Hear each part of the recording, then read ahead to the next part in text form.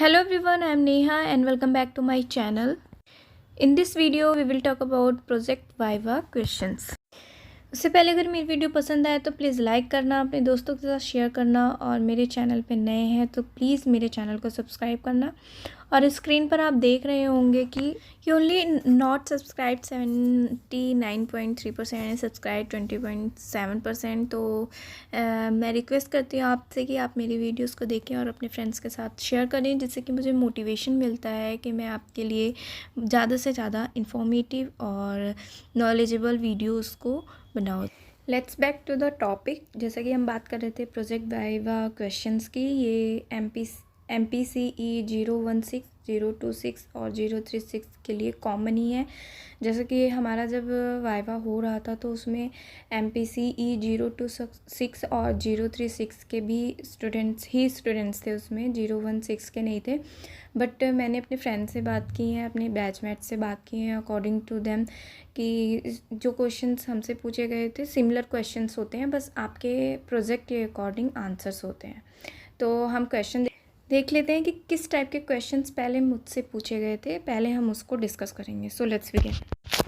First है कि carry your ID card. जैसा कि मैंने फर्स्ट ईयर के प्रैक्टिकल के बारे में बताया था, तो उसमें भी बताया था कि आप अपना ID कार्ड लेकर ज़रूर बैठिएगा। अगर आपके पास आपका ID कार्ड नहीं है तो आप अपना कोई भी ID प्रूफ लेकर बैठ सकते हैं, जैसे कि आपका ये हो गया आधार कार्ड हो गया, इनमें से कोई भी एक ID कार्ड आपको लेके बैठना ही कंपलसरी है।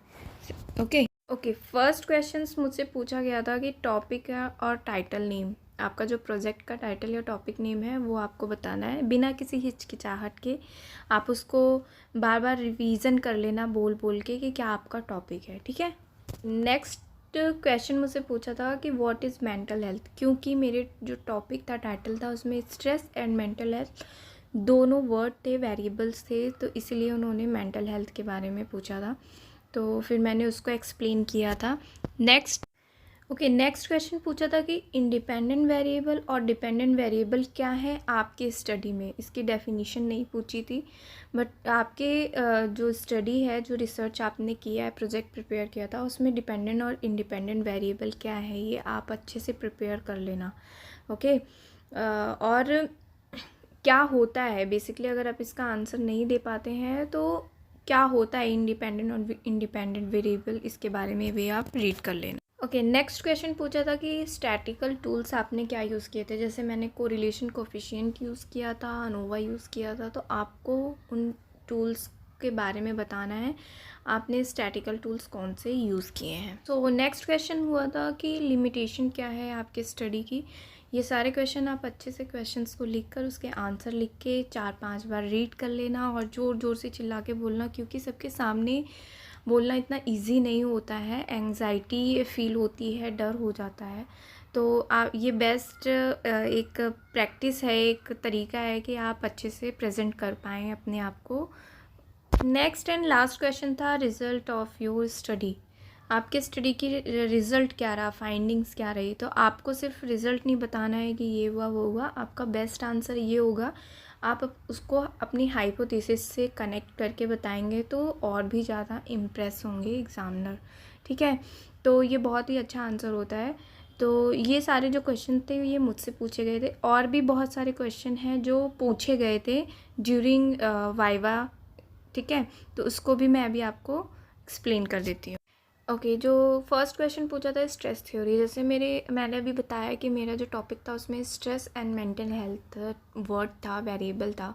तो उन्होंने बहुत लोगों के टॉपिक में था स्ट्रेस वर्ड। तो स्ट्रेस थ्योरी के बारे में पूछा था उन्होंने कि किसी भी एक स्ट्रेस थ्योरी को डिस्कस करो। तो इसलिए मैं सजेस्ट करूँगी कि आप अपने टॉपिक के जितने भी क्वेश्चंस होंगे ना, उसको जितने भी वर्ड होंगे उनको आप अच्छे से प्रिपेयर कर लेना।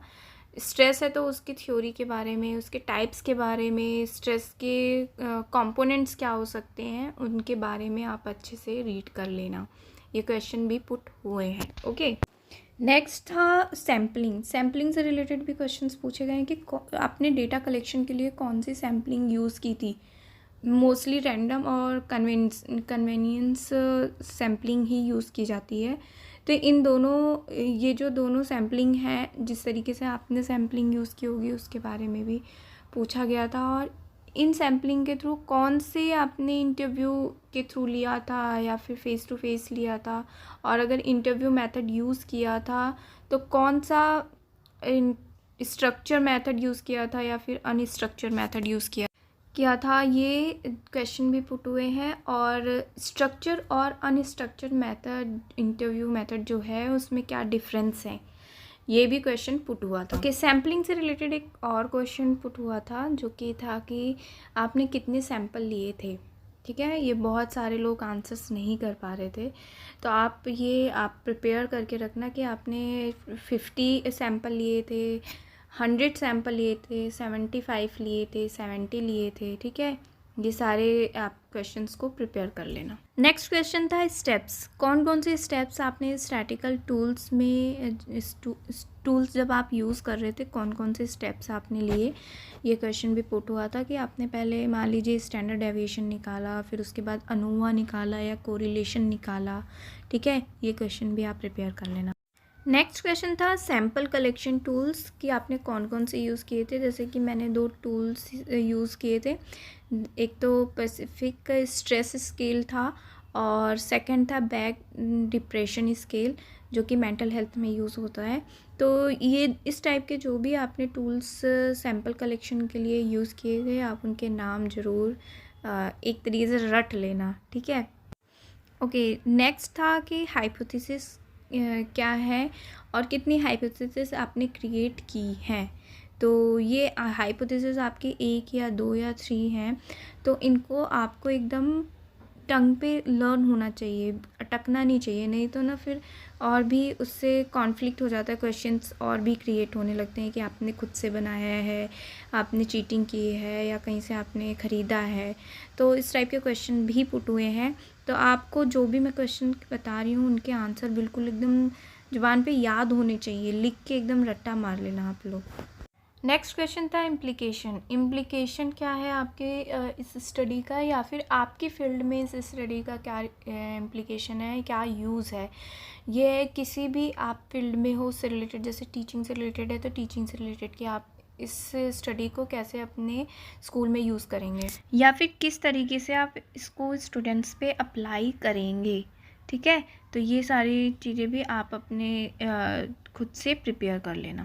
नेक्स्ट क्वेश्चन है why you choose in this topic. ठीक है, ये क्वेश्चंस बहुत बार आया है और इसका आंसर बहुत सिंपल सा होता है, मैं आपको बता देती हूँ। तो इसका जो आंसर है ना, वो आप किसी भी तीनों जो भी आपका काउंसलिंग है, क्लिनिक है, ये आंसर आप दे सकते हो। अगर if you want to add something तो आप इसमें ऐड भी कर सकते हो, बट ये हर एक टॉपिक के लिए सफिशिएंट है ये टॉपिक। ठीक है, बस उनको आंसर सुनना होता है कि उनका कॉन्फिडेंस कितना है और उसने खुद से काम किया है या नहीं, जो एग्ज़ामिनर होते हैं। ओके, आप इसको अच्छे से लिख लेना और अच्छे से बार बार रिपीट करके प्रिपेयर कर लेना।